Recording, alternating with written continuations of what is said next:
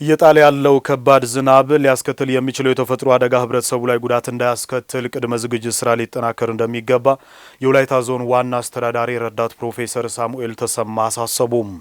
ተጋላጭ በሆኑ አካባቢዎች የሚኖሩ ወገኖችን ወደ ጊዜያዊ መጠለያዎች የማዛወርና የቅድመ ማስጠንቀቂያ ስራ እየተሰራ እንደሚገኝ የዞን አደጋ ስጋት ስራ አመራርና ምግብ ዋስትና ጽህፈት ቤት አስታውቋል።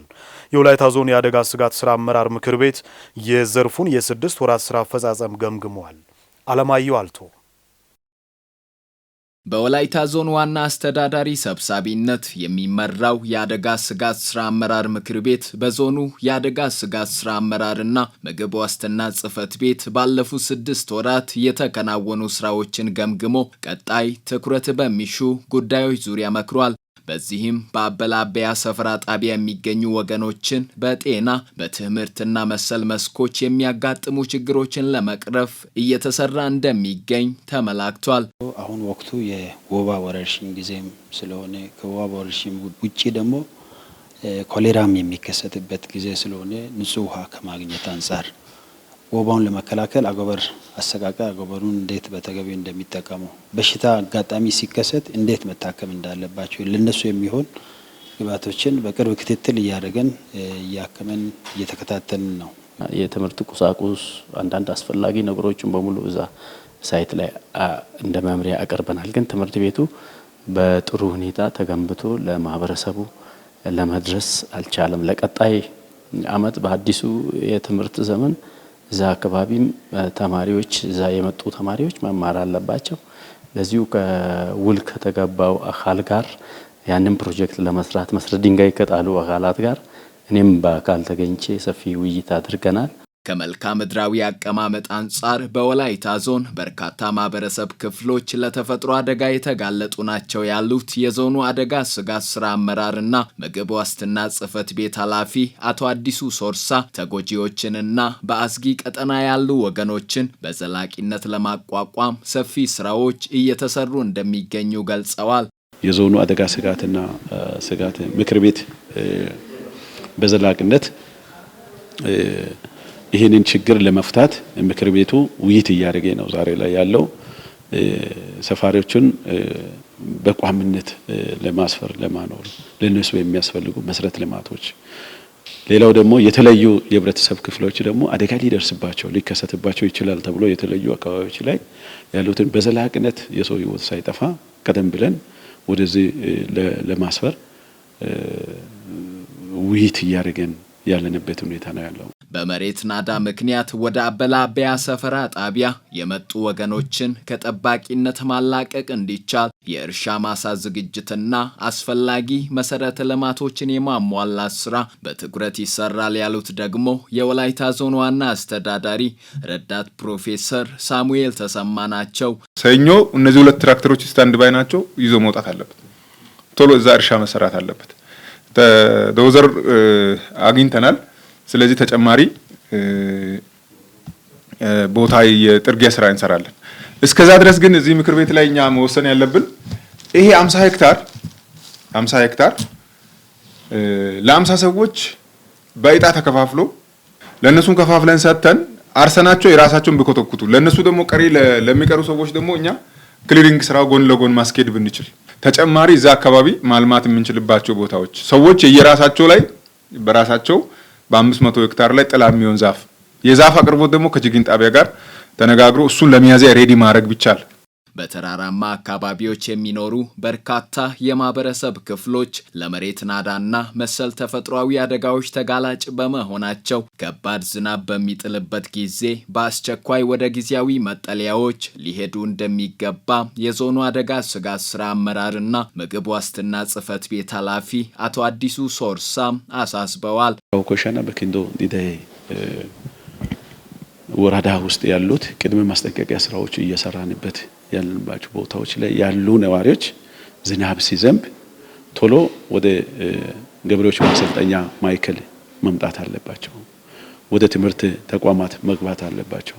እንዲሁ ይሄ ጊዜ እስኪያልፍ ድረስ እኛ ደግሞ በቋምነት እስክናመጣቸው ድረስ ከበድ ያለ ዝናብ በሚመጣበት ወቅት ላይ ወደ ዘመዶቻቸውም ሄዶ ሀብት ንብረታቸው ወይንም ህይወታቸው መጥፋት ስለሌለበት በዚህ ወቅት ላይ ጥንቃቄ የሚያስፈልግበት ጊዜ ላይ ነው ያለነው ማለት ነው። በሰው ሕይወትና በንብረት ላይ ጉዳት ከመድረሱ አስቀድሞ የአደጋ ስጋት አጥኚ ቡድን መሰማራቱን ያነሱት የወላይታ ዞን ዋና አስተዳዳሪ ረዳት ፕሮፌሰር ሳሙኤል ተሰማ ሚዲያና ሌሎች አማራጮችን በመጠቀም ቅድመ ማስጠንቀቅ ስራ በትኩረት ሊሰራ እንደሚገባም አጽንኦት ሰጥተዋል። አስቀድመን አደጋዎችን ፕሪዲክት የማድረግ ያንን የመከላከል ሰው ደግሞ ከዛ አካባቢ ካለው አሁን ባለፈው ካውኮሻ ሄደን ነበር ለዚህ ለተፋሰስ ልማት ማለት ነው።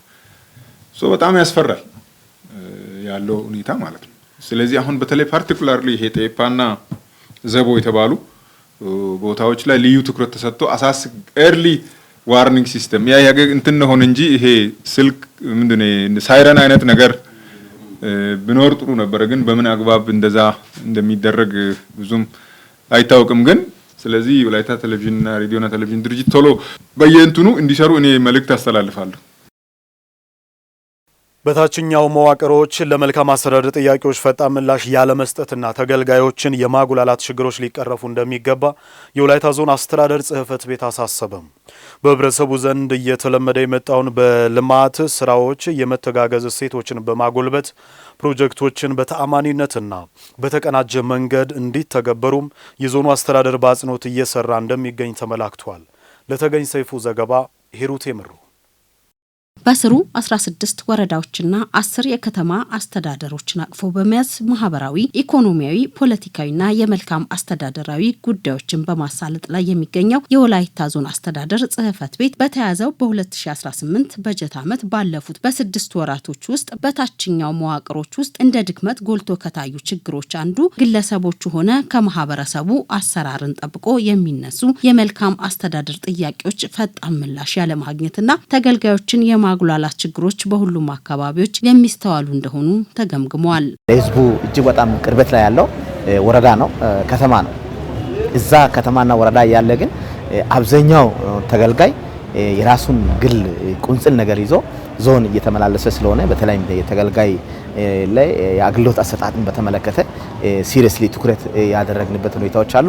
በሱ ውስጥ ላይ በርካታ የመልካም አስተዳደር ጥያቄዎችን በጊዜ ገድቦ ከመፍታት አንጻር የሚመጡ አቤቱታዎችን፣ ቅሬታዎችን ወስዶ ከማረም አንጻር ከሚመለከተው አካል ጋር ከመቀናጀት አንጻር ያሉ ሰፋ ያሉ ጉድለቶች ያሉትን ሲሪየስሊ ትኩረት አድርገን ታችም ላይ መስክም ላይ ያየነው ነገር ግብረ መልስ ሰጥተን ለቀጣይ ማካከሻ አድርጎ እንዲያርሙ የማድረግ ስራዎችን እየሰራን ያለንበት ሁኔታዎች አሉ። በመልካም አስተዳደር፣ በስነ ምግባር፣ በጸረ ሙስናና መሰል ዘርፎች ላይ የሚስተዋሉ ችግሮችንና ጠንካራ ጎኖችን በጥልቀት የተገመገሙ ሲሆን በተለይም ከፌዴራል እስከ ዞን አስተዳደር ድረስ በየደረጃው እየተሰሩ የሚገኙና እቅድ ላይ ያሉ ፕሮጀክቶችን የማካተትና የማስፈጸም ተግባራት በትኩረት እየተሰሩ እንደሚገኝም ተመላክቷል። በተለይ ከአማካሪ ጽሕፈት ቤት አንጻር ፕሮጀክቶቹን ከመከታተል በየትኛውም ደረጃ ከመዋቅሩ አልፎ እስከ ፌዴራል ድረስ የሚሰሩ ፕሮጀክቶች በምን ጥራት፣ በምን መጠን፣ በምን ጊዜ የተሰሩ ናቸው የሚለውን የመከታተል የማየት፣ የማረም፣ የማስተካከል ስራዎች የዞኑ ፊት አመራሮችም የሚመለከተው አካልም በጣም በትኩረት እየሰሩ ያሉበት ሁኔታ በጣም የተሳካ ነው። ከዛም ባለፈ ደግሞ የህዝብ ጥያቄ ሆኖ ያልተጀመሩ ፕሮጀክቶችን ህዝቡን በማሳተፍ በጉልበት፣ በገንዘብ፣ በእውቀት በማሳተፍ ሁሉም አካባቢዎች የየራሳቸውን የህዝቡ የልማት ጥያቄ ሆኖ የቆዩ ጉዳዮች ላይ ምላሽ ለመስጠት እየተደረገ ያለው እንቅስቃሴ እጅግ ተስፋ ሰጪ ነው። የህብረተሰብ ፍላጎትን መሰረት ያደረጉ የልማትና የአገልግሎት አሰጣጥ ስራዎች እንዲዳብሩ የተቀናጀ የህብረተሰብ ተሳትፎና የሀብት አሰባሰብ ስርዓት ተአማኝነት ባለውና ከሀብት ምዝበራ በጸዳ መንገድ እንዲከናወን ዘርፉን የሚመሩ አካላት ትኩረት እንዲሰጡ ተጠይቋል። ማስተባበሪያ ወይም የህብረተሰብ ተሳትፎና የሀብት ማሰባሰቢያ ማስተባበሪያ ጽሕፈት ቤት አለ። ይሄ ተቋም ታች ላይ ከመንግስት ቋት ላይ በመንግስት ትሬጀሪ ላይ መሸፈን ማንችላቸውን በግለሰቦች በህዝብ አሳትፈን መፍታት አለብን። መንገድ ሲሰራ፣ ማብራት ሲገባ፣ ውሃ መስመር ሲገባ፣ ሌሎችን በሚሆኑበት ሰዓት ላይ ከህብረተሰብ የሚሰበሰበው የትኛውም ገንዘብ በዚህ ተቋም ውስጥ እንዲያልፍ ተደርጎ ለአሰራርም ምቹ እንዲሆን በነጭ ወረቀት ከህብረተሰቡ ገንዘብ እየተሰበሰበ ህብረተሰቡ ለልማት ብሎ የሰጠው አልባሌ ቦታ ላይ እንዳይውል ይሄ ተቋም ማጠናከር ስላለብን አሰራር መዘርጋት ስላለብን በዚህ ዙሪያ ላይ ኦሪየንቴሽንና ቀጣይ ላይ የሚሰሩ ነገሮች ላይ ከነሱ ጋር ውይይት እያደረግን ያለንበት ሁኔታዎች አሉ። ህዝቡ የሚሰራለትን የልማት ስራዎች መጀመሪያ ማመን አለበት፣ መፍቀድ አለበት፣ ገንዘብ ለማዋጣት መወሰን አለበት። እነዚህ ገንዘቦች ደግሞ በህጋዊ ደረሰኞች ታትሞ መጥቶ መሰብሰብ አለባቸው። ያለ ብክነት መመራት አለበት። ስራዎችን የሚከታተል የፕሮጀክት ማበልጸግ ስራዎችን ደግሞ የሚከታተል አካል እዚሁ ስር ስላለ እስከ መጨረሻው እስከ ምረቃው ድረስ ፕሮጀክቱ ከተመረቀ በኋላ የሚጠብቀው ህብረተሰቡ ራሱ ስለሆነ ከደህንነታቸውም ጭምር ከተሰሩ የልማት ፕሮጀክቶች ደህንነትም ጭምር የሚከታተል ተቋም ነው። በወረዳና በከተማ አስተዳደሮች በህብረተሰቡ ዘንድ እንደ ሮሮ የሚነሱ ጉዳዮች በአሰራር ሂደት ለመፍታት እየሰሩ እንደሚገኙ የየመዋቅሮቹ ስራ ኃላፊዎች ተናግረዋል። በተለይ ከዚህ ከመኖሪያ አደረጃጀት ጋር ተያይዞ እንደኛ ከተማ በርካታ ማህበረሰብ ክፍል እየመጣ ነው ያለው። ከዚህ በፊት እስከምናውቀው ድረስ ለመከላከያ ሰራዊትና እንዲሁም ለመምህራን ሲንሰጥ ነበር። አሁን በስራ እድል ፈጠራ ላይ የተደራጁ ወጣቶችን ጭምር እየመጡበት ሁኔታ ስላለ በዚህ በኩል ግልጽ የሆነ አሰራር ለኛ ቢፈጠር ማለት ነው። ምክንያቱም የመልካም አስተዳደር ችግር የሆነው ምንድነው? የመንገድ ዳር ማብራት ነው። እንደ ከተማ አስተዳደር ብዙ አመታትን የፈጀ ነው። ኦሬዲ በተደጋጋሚ ጨረታ ወጥቶ በሀገራዊ ጨረታ 3 ጊዜ ወጥቶ 3 ጊዜ በቴክኒክ በተለያየ መንገድ ያው ጨረታ ኮሚቴ ከዞን የተቀመጠ ቲም ፔል ያደረገበት ሂደቶች ነበሩ። ሶዶ ከተማን መንገድ እየሰራ ያለው ቻይና ተቋራጭ ድርጅትም ካምፖ እዛ ነው ያለው ማቴሪያል የሚጠቀምበት የአንድ ግለሰብን ማታ ሙሉ በሙሉ ያካለለ ነበር። እንግዲህ ካሳ ይከፍላለው ብሎ መጀመሪያ የወሰደው አልተከፈለም። ግለሰቦቹ ሲመላለሱ እንዳጋጣሚ አምና ነው የመሬቱ ባለቤት ኦሬዲ ሞቷል።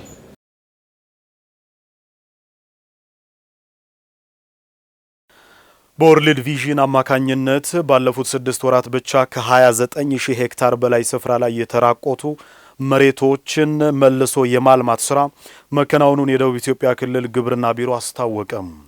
በበጀት ዓመቱ በክልሉ ከ52000 ሄክታር በላይ መሬት መልሶ በማልማት የአርሶ አደሩን ምርታማነት ከማሳደግ አልፎ የመጥፋት አደጋ የተጋረጠባቸው ብዝሃ ሕይወትን ለመታደግ ታቅዶ እየተሰራ እንደሚገኝ ተገልጿል። ወርልድ ቪዥን ከክልሉ ግብርና ቢሮ ጋር በጣምራ የተፈጥሮ ሀብቶችን የመንከባከብ ስራ እያከናወነ ይገኛል። ዳዊት ኮይሻ ላጠናቀረው ዘገባ ውብሸት ጳውሎስ። ባለፉት ጊዜያት በተለያዩ ምክንያቶች የተራቆቱና የተጎዱ መሬቶችን መልሶ በማልማት የአርሶ አደሩን ምርታማነት ለማሳደግና ብዝሃ ሕይወትን ለመታደግ ሲደረግ የቆየው ጥረት መልካም ውጤቶችን አስመልክቶናል። አሁን ላይ ዓለምን እያሳሰበ ያለውን የአየር ንብረት ለውጥ ለመከላከል በተሰሩ ስራዎችም የመነመኑ የተፈጥሮ ሀብቶችን ወደ ነበሩበት በመመለስ የአርሶ አደሩን ምርታማነት ማሳደግ መቻሉን ነው የደቡብ ኢትዮጵያ ክልል ግብርና ቢሮ ያረጋገጠው። ለዚህም ሁሉም አርሶ አደሮችና የግብርናው ሴክተር እንዲሁም ሌሎች አጋር ተቋማትም ተሳትፏቸውን እንዲያጠናክሩም በማሳሰብ እስካሁን አፈጻጸማችን እና አፈጻጸማችን አይተናል። ትኩረት ማድረግ ያለብን ኤሪያዎችን ለይተናል። ከለየን ደግሞ ቀጣይ ደግሞ እሱን ሳይሆን ጉድለት አለብን ያልነው ነጥቦችን ከነ ፕሮፖዝድ ሶሉሽን ጋር ነው ያስቀምጡት። ስለዚህ ከዛ አንፃር የተባሉ ነገሮች በሙሉ አድረስ ለማድረግና በተሻለ ስኬት ቀጣይ የምንገናኝበት ሊሆን ይገባል። ቀለል ያለ አስተሳሰብ ተቀብለን መሬት ላይ እንድናወርድ ብዙ ጉልበት የማይፈጅ ብዙ ወጪ የማይፈጅ አርሶ አደሩ ዘንድ በቀላሉ ተቀባይነት ሊፈጥር የሚችል አስተሳሰብ ነው ይዘው የመጡትና ይሄን እርሾ ተጠቅመው ኢታች የተጎዳ መሬት መልሶ ማልማትና እንዲያገግም ማድረግ ላይ የድርሻችን መወጣት አለብን ማለት ነው።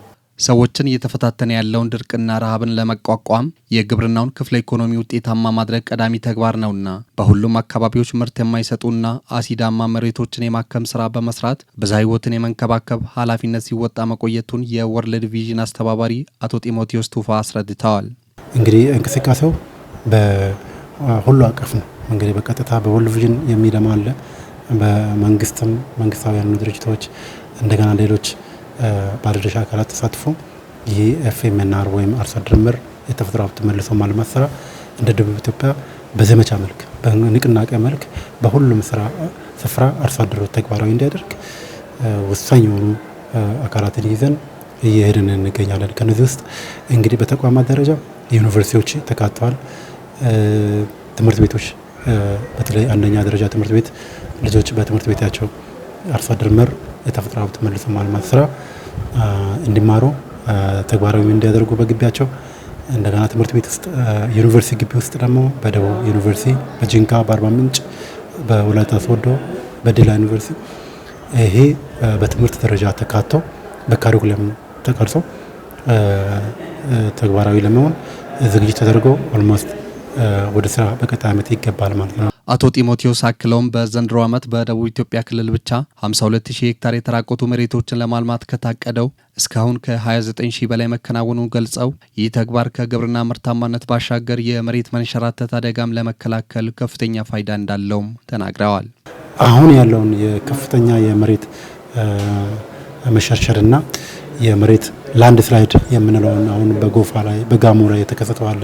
ይሄ ሁሉ አካባቢ ላይ የማይከሰትበት ምክንያት የለም። ምክንያቱም መሬትን በአግባቡ ካልተያዘን ካልተንከባከብን ጎፋ ላይ ጋሞ ላይ ተከሰተው ሌሎች አካባቢ ላይ የማይከሰትበት ምክንያት የለም። ስለዚህ በተለይ በዚህ ጉዳይ ላይ አርሶ አደሩ ከልብ በነቂስ ወጥቶ የተራቆተ መሬትን ማልማት መቻል አለበት። ከማንኛውም ባለ ጉዳይ ከማንኛውም ባለ ድርሻ በላይ አርሶ አደሩ በዚህ ተቆርቋሪ ሆኖ በማሳው ላይ በወል ማሳ ላይ በደንብ ይህንን ስራ መስራት መቻል አለበት። በየአካባቢው የተጎዱ መሬቶችን በማከም ተፈጥሮን ወደ ነበረበት ለመመለስ ሁሉም አርሶ አደሮች፣ የግብርናው ሴክተርና ሌሎች አጋር ተቋማትም እንዲረባረቡም ጥሪ ቀርበዋል።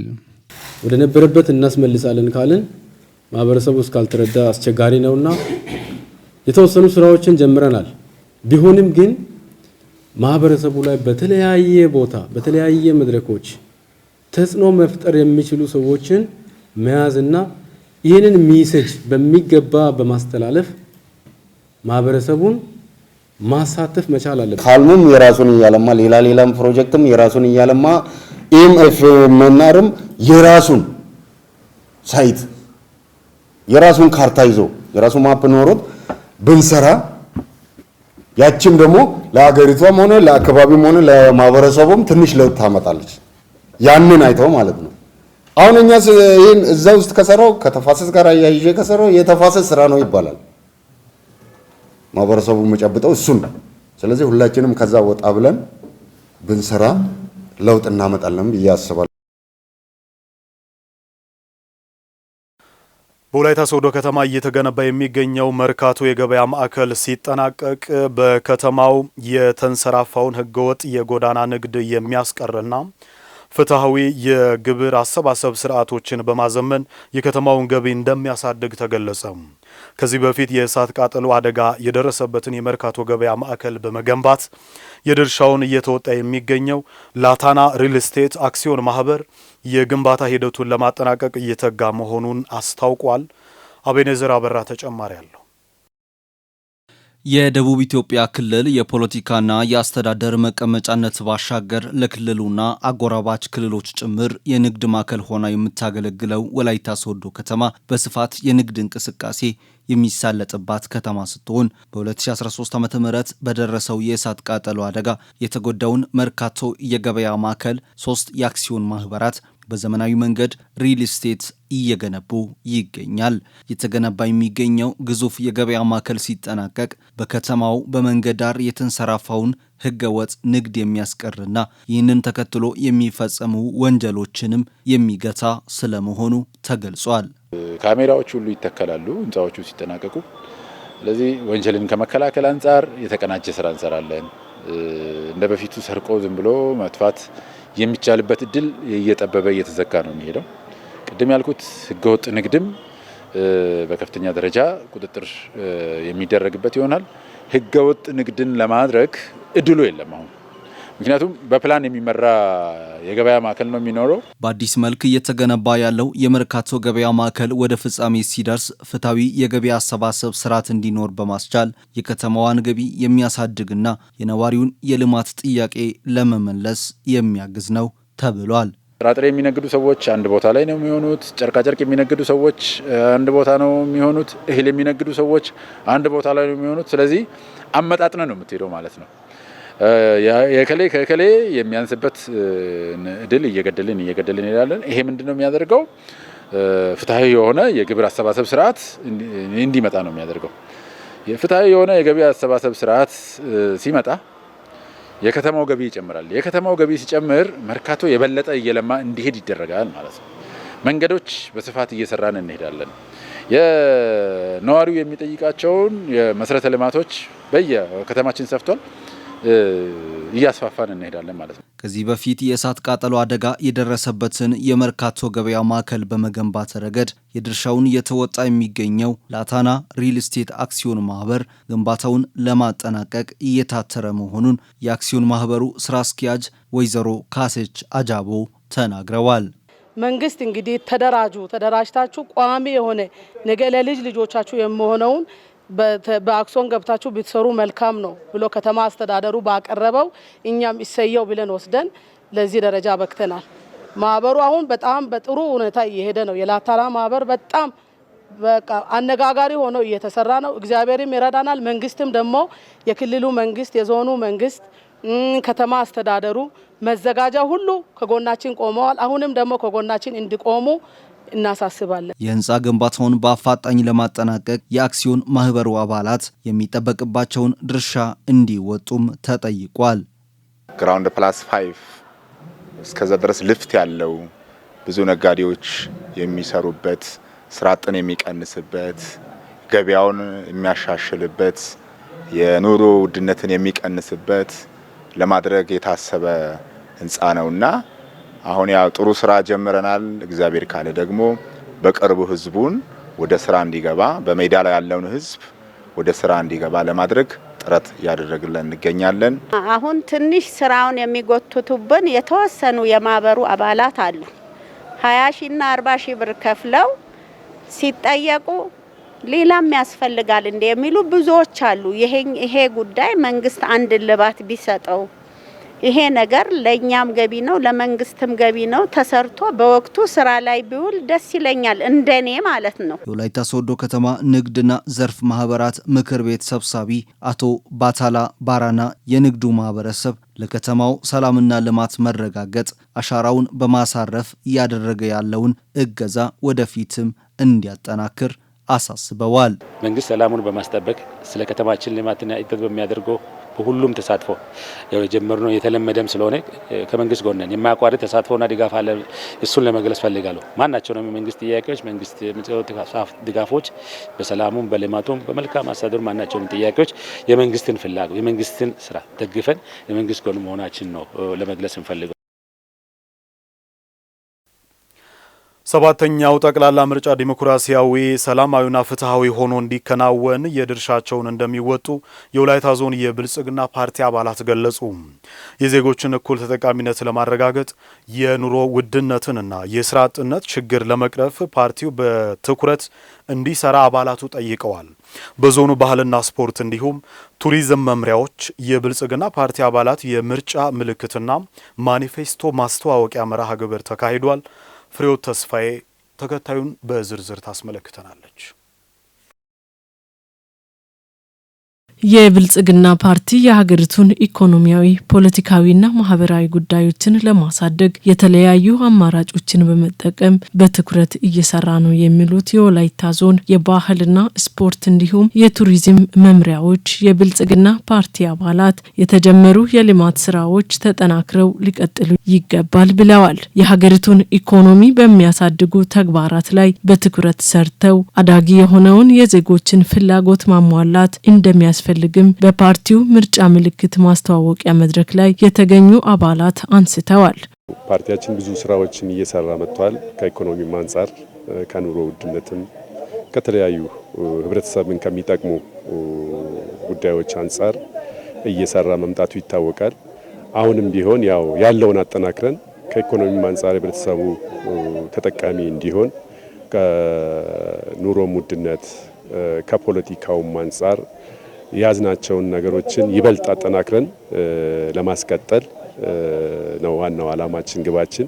አንደኛ በስራ አጡ አማካኝነት የተለያዩ በርካታ ከግብርናው አንጻር ያሉ የሜካናይዜሽን ስራዎች ያሉበት ከከተማ ልማቶች አንጻር አሁን እያየን ያለነው ውብ የሆነው የኮሪደር ልማታችን ተግባር ከዛም ባለፈ ደግሞ በቱሪዝም እያየን ያለነው በርካታ የሆኑ የቱሪዝም ሳይቶችን ከመፍጠር ከማልማት ከማሳደግና በዛው ህብረተሰቡ ተጠቃሚ እንዲሆን ከማድረግ አንጻር ፓርቲያችን እንዲያሳይም እንዲከውንም በርካታ ተግባሮችን እየሰራ እንገኛለን። ሰባተኛው ጠቅላላ ምርጫው ሰላማዊ ዲሞክራሲያዊና ፍትሃዊ እንዲሆን የድርሻቸውን እንደሚወጡ ገልጸዋል። የብልጽግና ፓርቲ አባላት ፓርቲያችን በያዘው አቅጣጫ መሰረት ያው ምርጫውን ሰላማዊ ፍትሃዊና ታማኝነት ያለው ምርጫ እንዲሆን የሚለውን መሪህ በመያዝ ሙሉ በሙሉ አባሉም ይህን መሪህ በመከተል ፓርቲው ወደ አሸናፊነት እንዲመጣ የራሳችንን የሚገባንን ኃላፊነት እንወጣለን የሚል ሐሳብ አለኝ።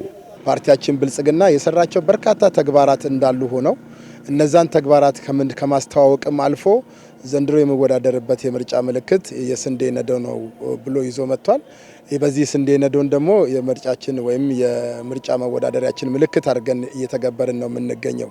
ከዚህ ጋር ተያይዞ የዘንድሮ 7ኛው ዙር ሀገራዊ ምርጫ በህዝብ ዘንድ ቅቡልነት ያለው ታማኒ የሆነ ዲሞክራሲያዊ የሆነ ፍትሃዊ የሆነ ገለልተኛ በሆነ መልኩ እንዲከወን በጣም በርካታ ተግባራትን በአባላት ዘንድም እያሰረጽን በፓርቲያችን ዘንድም እያሰረጽን ይህንን ተግባራት እየፈጸምን ነው የምንገኘው። በፓርቲው ምርጫ ምልክት ማስተዋወቂያ መድረክ ላይ የተገኙ የስራ ኃላፊዎችም ምርጫው ሰላማዊ ዲሞክራሲያዊና ፍትሃዊ እንዲሆን የሚያስችል ስራ እየተከናወነ ነው ብለዋል።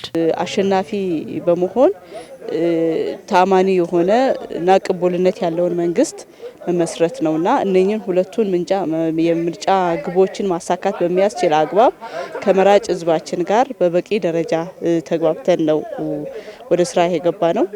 ለዚህም ደግሞ መነሻ መሆን የሚችል ወይም ደግሞ ምርጫን ለመምረጥ የሚያስችለውን የመራጭነትን ካርድ መላው መራጭ ህዝብ እንዲወስድ ከማድረግ አንጻር በሁሉም በዞን ውስጥ ባሉ ምርጫ ክልሎች ሰፊ ንቅናቄ ተደርጎ መራጮች ምርጫ ካርዳቸውን እንዲወስዱ የማድረጉን ነገር በትኩረት እየሰራን ያለ ነው። ፓርቲ ከበፊቱ በተለየ መልኩ ከዚህ በፊት በነበሩ መንግስታት የፓርቲ እኩልነት የለም፣ በጋራ የመጠቀም መብት፣ በጋራ የመወያየት ሁኔታዎች አልነበሩም። አሁን ግን የተፎካካሪ ፓርቲዎች የጋራ ምክር ቤት ተቋቁሞ በምክር ቤት ያሉ ችግሮች ካሉ ተፎካካሪ ጋርም ሆነ በገዢ ፓርቲ ጋር ያለ ችግር ካለ በምክር ቤት ደረጃ እየተነጋገሩ እየፈቱ የመጡበት አግባብ አለ። አሁንም በያለበት አካባቢ ሁሉ ፓርቲው እኩል በሆነ መንገድ የትኛውም የገዢ ፓርቲም አመራር ሆነ የተፎካካሪ ፓርቲ አመራር ወደ ምርጫ ጣቢያ ሳይቀርብ በሩቅ ሆኖ የራሱን ቅስቀሳ በማድረግ ከ200 ሜትር በላይ ውጭ ሆኖ የራሱን ቅስቀሳ በማድረግ ይጠቅመኛል የሚለውን ፓርቲ አባላት እንዲመርጡ የማድረጉ ስራ እየተሰራ ነው።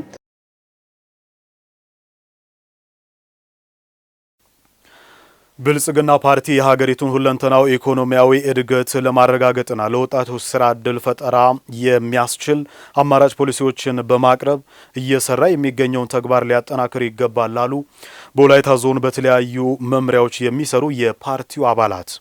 7ኛው ጠቅላላ ምርጫ ዲሞክራሲያዊ መብታቸውን ለመጠቀም መዘጋጀታቸውን ገልጸዋል። ለአባላቱ የፓርቲ ምርጫ ምልክትና ማኒፌስቶ ማብሰሪያ መርሃ ግብር ተካሂዷል።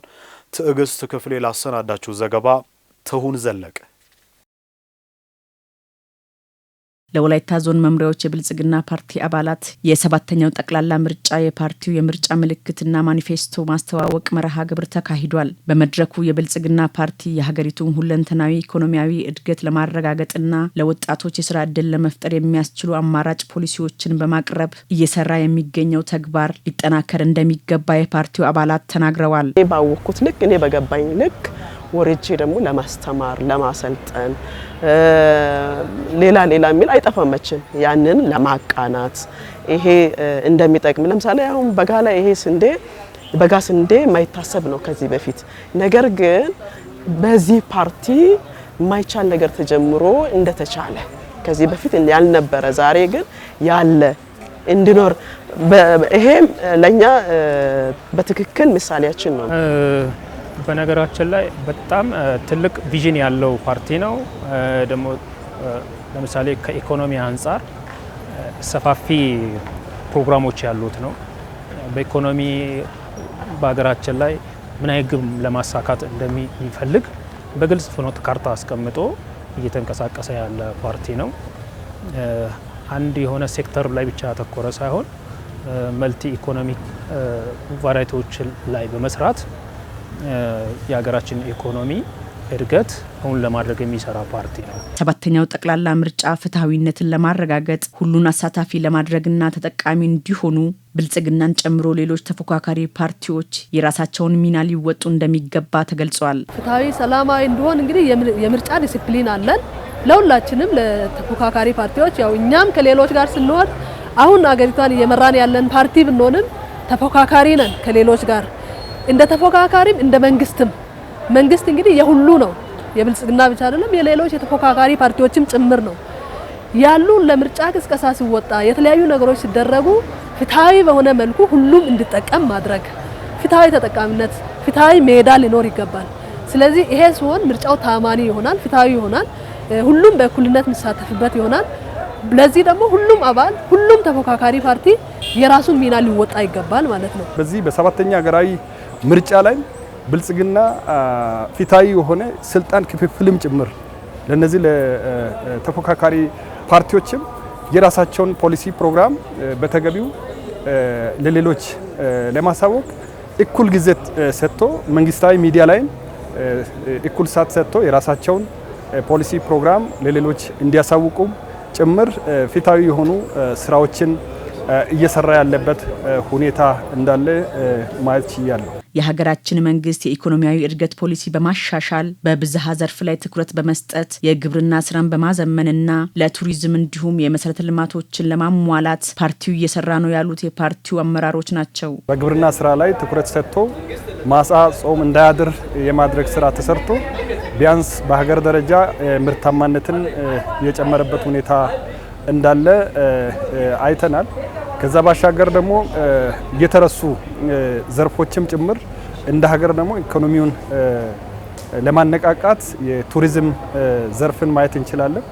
ቱሪዝም ዘርፍ ያው ከዚህ በፊት አቧራ ለብሶ የነበሩ ጉዳዮች ደግሞ እንደ ሀገር ለዜጋ የኢኮኖሚ አቅምን ከፍ የሚያደርጉ መሆን እንዳለባቸው አቧራን አራግፎ ወደ ኢኮኖሚ ያሸጋገረ ፓርቲ ነው ብለን ማየት እንችላለን። ብልጽግና ፓርቲ እንደመጣ የገጠሟቸው ፈተናዎች የውስጥና የውጭ ፈተናዎች አሉ። ከውስጥ ፈተናዎች አንዱ የህልውና ዘመቻ በሀገር ውስጥ የገጠመን የህልውና ዘመቻ አለ። ይሄንን ደግሞ የተለያዩ የውጭ ሀገራት እጃቸውን ለማስገባት ሲፈልጉ የሀገርን ችግር በሀገር መፍታት አለብን በሚል ከሌሎች ሀገራትም ጋር በተፈጠረ ዲፕሎማሲ የመጡ ውጤቶች አሉ። በመጪው ሰባተኛ ጠቅላላ ምርጫ የሚጠበቅባቸውን ኃላፊነት ለመወጣት መዘጋጀታቸውን የወላይታ ዞን ግብርና ውሃና መስኖ መምሪያዎች የብልጽግና ፓርቲ አባላት ሰራተኞች ተናገሩ። በመምሪያዎች የብልጽግና ፓርቲ አባላት የምርጫ ምልክትና ማኒፌስቶ ማስተዋወቂያ መርሃ ግብር ተካሂዷል። ሰይፉ ሳሙኤል ላጠናቀረው ዘገባ መሰዊያ አስቄል።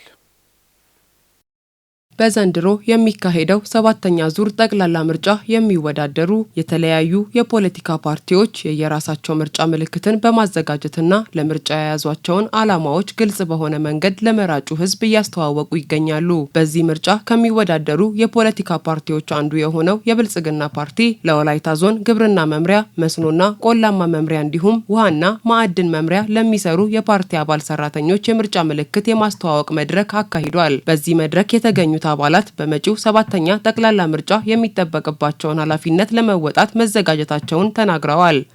እንደ ዜጋ አገራዊ ምርጫ ላይ መውጣት ያለበትን መውጣት እንዳለበት አምናለሁ። አገር መንግስት ለመመስረት ከተወዳደሩ ፓርቲዎች ጋር ተወዳድረን አብላጫ ድምፅ አግኝተን ፓርቲ ለመመስረት ነው በዋናነት። እንደ ወላይታ ዞን በሰባተኛው አገራዊ ምርጫ ላይ ለውድድር ያቀረቡ ፓርቲዎች ነበሩ። ከነሱ ጋር ተወዳድረን በተወዳደርንበት ቦታ ሁሉ በመባልክ አብላጫ ድምፅ አግኝተን መንግስትን ለመስረት ነው በዋናነት። እንደ ዜጋ ማድረግ ያለብን ምንድነው? ሁላችንም በመጀመሪያ ደረጃ ወስደን ድምፅ ለመስጠት ካርድ መውሰድ እንዳለብን አምናለሁ። ኢትዮጵያዊ ዜጋ ምርጫ በሚገባ ለራሱ ይሆናል ብሎ ይጠቅመኛል ያለውን ፓርቲ ለመምረጥ ግዴታም እንዳለበት ነው። ምክንያቱም ያለ ምርጫ ደግሞ መንግስት መመስረት አይቻልም። ስለዚህ በዚህ ሁኔታ ሁሉም ዜጋ ወጥቶ ለራሱ ይሆናል፣ ይጠቅመኛል፣ እኔን ሊመራ ይችላል የሚለውን ፓርቲ ለመምረጥ ዝግጁ መሆን አለበት። እኔም ለራሴ ይሆነኛል ያለውን ፓርቲ ለመምረጥ ዝግጁ ነኝ። ካርድም ወሰድኩ። ቀጣይ ደግሞ ምልክቱንም ያው አባል የብልጽግና አባል ስለሆንኩ የስንዴ ነዶ ምልክቱን ይሻለው ለቀጣይን ለመምረጥ ዝግጁ ነኝ። የወላይታ ዞን ግብርና መምሪያ ኃላፊ ዶክተር ዘማች ሶርሳ የብልጽግና ፓርቲ የምርጫ ምልክት ፓርቲው ከግብርናው ዘርፍ የሚጠበቅበትን ኃላፊነት መወጣትን መሰረት ያደረገ ነው ብለዋል። የምርጫ ምልክቱ ለግብርና ቤተሰቦች ልዩ ትርጉም አለው። ልዩ ትርጉም ምንድነው? ከዚህ በፊት ስንረባረብ የነበረው ስንደክም የነበረው ስናስታውቅ የነበረው በግብርና በኩል የተያዙ የተለያዩ ኢኒሼቲቮች አሉ። እነኛ የተለያዩ ኢኒሼቲቮች ውስጥ የልማት ትሩፋት ኢኒሼቲቭ፣ የቡና ክላስተር ኢኒሼቲቭ፣ የስንዴ የበጋ ስንዴ ኢኒሼቲቭ የተለያዩ ኢኒሼቲቮቹን በብቃትና በጥራት የምንተገብር ከሆነ ከፍተኛ ውጤት በአገር ደረጃ ማምጣት እንደምንችል የተገነዘበ ስለሆነ በዚሁም ልክ ነው የምርጫ ምልክቱን ማስታወቅ አለብን። የወላይታ ዞን ውሃና ማዕድን መምሪያ ኃላፊ ዶክተር መሰረት በቀለ በበኩላቸው የብልጽግና ፓርቲ አባላት በመደመር መንፈስ አንድ ላይ ሆነው የተሰጣቸውን ማህበራዊ ኃላፊነት አውቀው እንዲተገብሩ የምርጫ ምልክቱን የማስተዋወቅ ስራ መከናወኑን ገልጸዋል።